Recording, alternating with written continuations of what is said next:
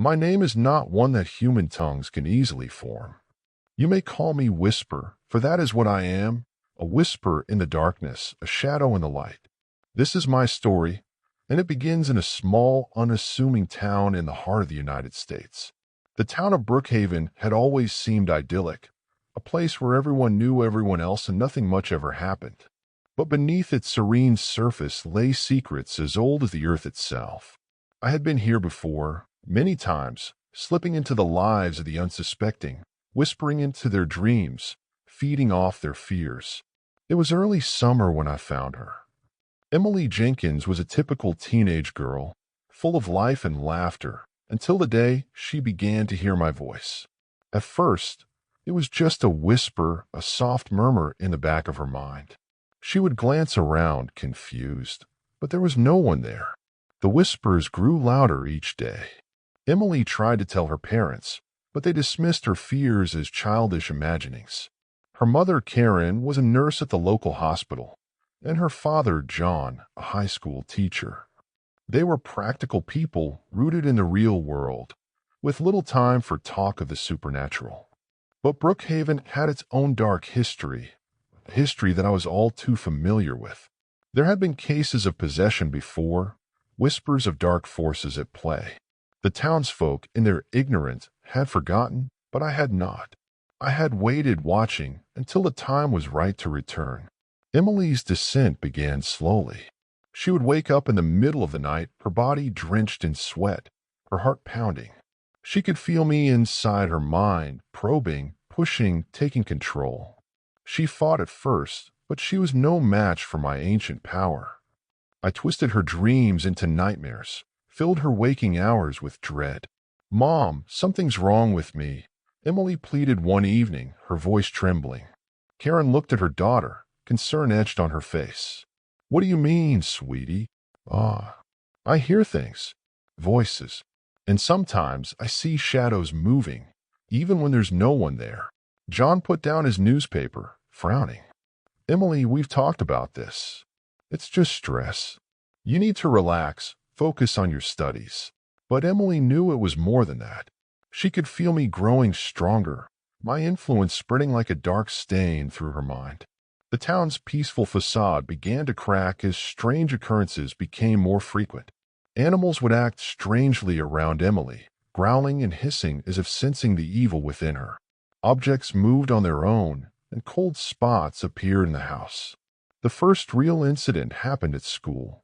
Emily was sitting in history class when she felt a sharp pain in her head. She screamed, clutching her temples as the lights flickered and the room grew icy cold. Her classmates watched in horror as she convulsed, her eyes rolling back in her head. The school called her parents, who rushed to her side. They took her to Dr. Sarah Williams, the local psychiatrist, hoping for a rational explanation. Dr. Williams was a kind woman, with a calm demeanor and a reputation for helping troubled teens. But even she couldn't explain what was happening to Emily. "Have you experienced any trauma recently?" Dr. Williams asked gently. Emily shook her head, tears streaming down her face. "No, it's not like that. It's like something is inside me, trying to take over." Dr. Williams exchanged a worried glance with Karen and Jean. "I think it might be best to bring in Father Thomas," she suggested. "Sometimes, when we can't explain things, it's helpful to look at them from a different perspective." Father Thomas was the town's priest, a man of deep faith and quiet strength. He had seen many things in his time, but nothing quite like this. When he arrived at the Jenkins home, he could feel the darkness that had taken root there. "Emily," he said softly, taking her hand, "I believe you, and I will help you fight this." And so the battle began. A battle not just for Emily's soul, but for the very heart of Brookhaven. I watched, amused, as they rallied against me, knowing that their efforts would only feed my power. For I am Whisper, and I thrive on their fear. The days that followed were a blur of fear and confusion for Emily. My whispers grew stronger, more insistent, filling her mind with dark thoughts and sinister images. She struggled to maintain her grip on reality, but the lines between her world and mine were beginning to blur. At school, her friends noticed the changes. Emily, once vibrant and full of life, became withdrawn and distant. Her best friend, Lisa, tried to reach out, but Emily pushed her away. "Emily, what's going on?" Lisa asked one afternoon as they sat in the school cafeteria. "You've been acting so strange lately." Emily looked at her friend, her eyes filled with a sorrow that Lisa couldn't understand. "You wouldn't believe me if I told you," she whispered. "Try me." Emily hesitated, then shook her head. "I can't. It's too dark." Lisa sighed, frustrated. "Well, whatever it is, you don't have to go through it alone. I'm here for you, okay?" But Emily knew that no one could help her. The darkness inside her was growing, feeding off her fear and despair. At night, she would lie awake, listening to my whispers, feeling my presence like a cold shadow in the room. Her parents were at a loss, watching helplessly as their daughter slipped further away from them. One evening, as Emily sat alone in her room, she felt a sudden chill. The air grew heavy, and the shadows in the corners seemed to deepen.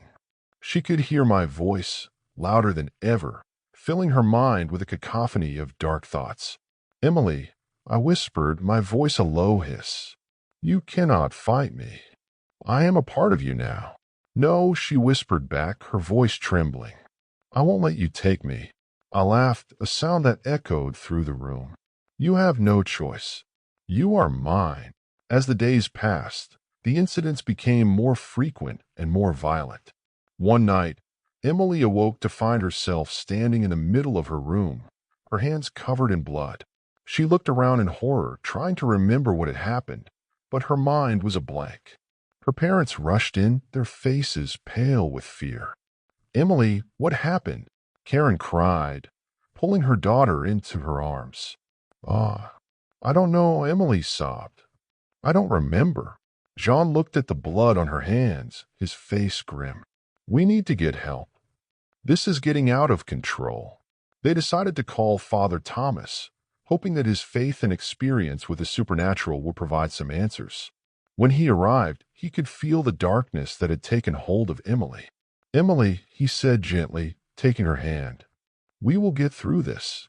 You are not alone." Father Thomas spent hours with Emily, praying and trying to reach the girl trapped inside. But I was strong, and I fought back with all my might. The room grew cold, and shadows danced along the walls as I exerted my influence. "Leave her, demon," Father Thomas commanded, his voice firm. "You have no power here." I laughed, a sound that chilled the air. "You are wrong, priest. She is mine, and you cannot save her." Dr. Williams, too, struggled to understand what was happening. She had seen cases of severe mental illness, but this was different. There was a darkness in Emily that she couldn't explain. "I don't know what to do," she admitted to Father Thomas one day. "I've tried everything, but nothing seems to help." Father Thomas nodded, his face lined with worry. "This is beyond the realm of science, Dr. Williams. We are dealing with something ancient and evil." Emily's condition continued to deteriorate. She would have violent outbursts, lashing out at her parents and friends. Her eyes would glaze over, and her voice would take on a strange, guttural tone.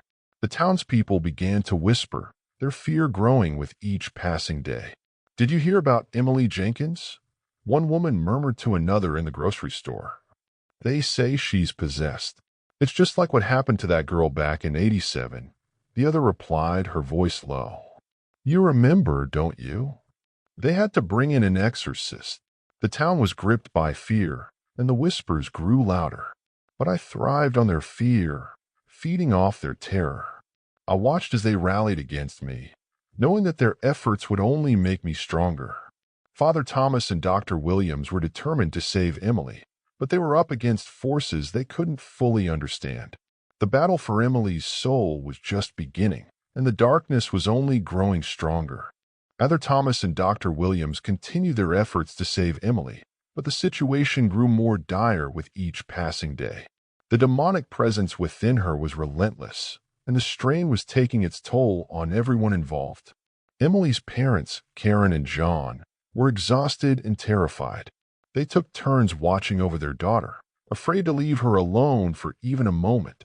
The nights were the worst, filled with whispers and shadows that seemed to come alive.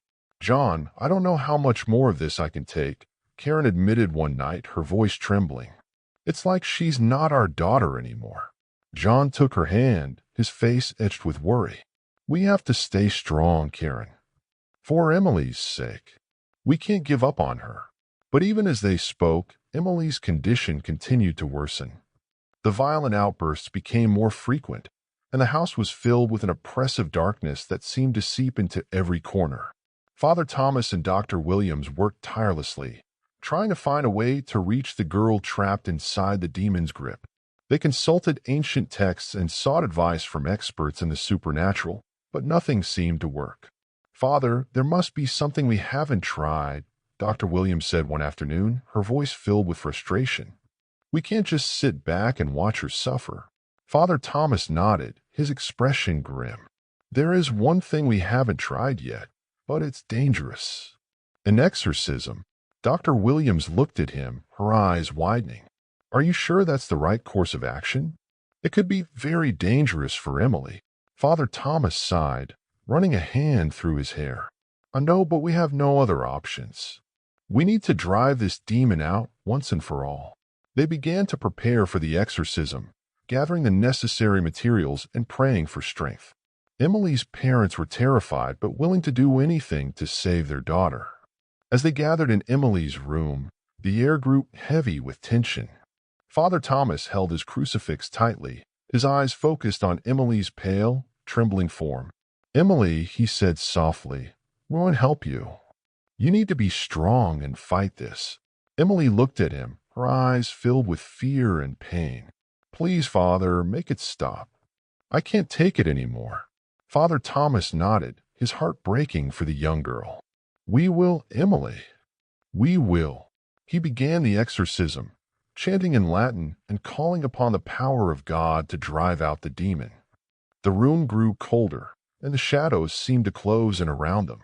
Emily's body convulsed, and her screams filled the air. "Leave her, demon," Father Thomas commanded, his voice strong. "In the name of God, I command you to leave this girl." I fought back with all my might, thrashing and screaming, trying to hold on to the girl I had possessed. But Father Thomas was relentless, and his faith was a powerful force. The battle raged on, and Emily's screams grew louder. Her body twisted and contorted, and it seemed as though the very walls of the room were closing in on them. But Father Thomas did not waver. He continued to chant, his voice steady and strong. "In the name of Jesus Christ, I command you to leave this girl." Finally, with one last ear-piercing scream, I felt my hold on Emily slip. The room grew still, and the shadows receded. Emily lay on the bed, her body trembling but free from my grasp. Father Thomas and Dr. Williams breathed a sigh of relief, their faces pale with exhaustion. They had won the battle, but the war was far from over. Emily's parents rushed to her side, tears streaming down their faces. "Emily, are you okay?" Karen asked, her voice filled with concern. Emily looked up at them, her eyes filled with tears. "I think so, Mom. I think it's over." But even as they embraced, I watched from the shadows, waiting. The battle might be over, but the war was far from finished. I was still here, lurking in the darkness, waiting for my next opportunity.